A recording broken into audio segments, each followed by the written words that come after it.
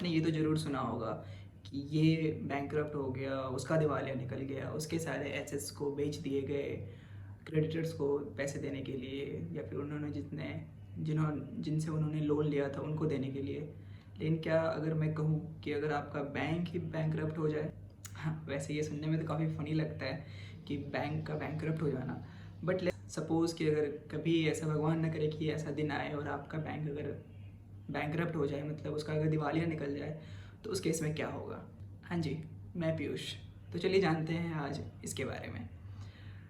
तो देखिए, इस केस में दो चीज़ें हो सकती है। या तो आपका जो बैंक है वो DICGC के थ्रू इंश्योर्ड होगा, या फिर वो इंश्योर्ड नहीं होगा।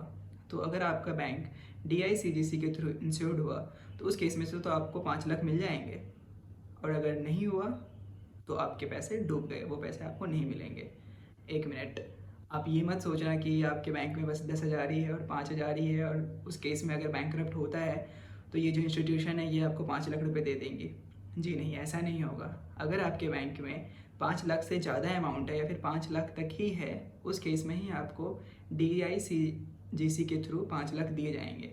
इसका मतलब ये होता है कि ये जो इंस्टीट्यूशन है ये सभी बैंक खाता धारक को एक इंश्योरेंस दे के रखती है कि कभी बाई चांस अगर उनका बैंक दिवालिया हो जाता है या फिर बैंक का लाइसेंस कैंसिल हो जाता है, तो उस केस में बस 5 लाख रुपए वो वापस मिल जाए।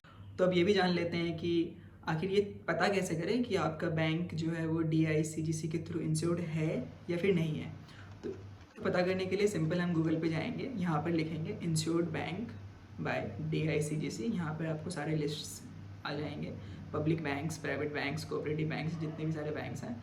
तो यहाँ पे जाइए और आप अपने बैंक का नाम देख लीजिए कि वो बैंक इंश्योर्ड है या नहीं है, और अगर नहीं है तो अभी के अभी अपना जो भी अकाउंट है आपका वो इन बैंकों में ट्रांसफ़र करवा लें, ताकि कम से कम 5 लाख के लिए आपको इंश्योरेंस मिल जाए।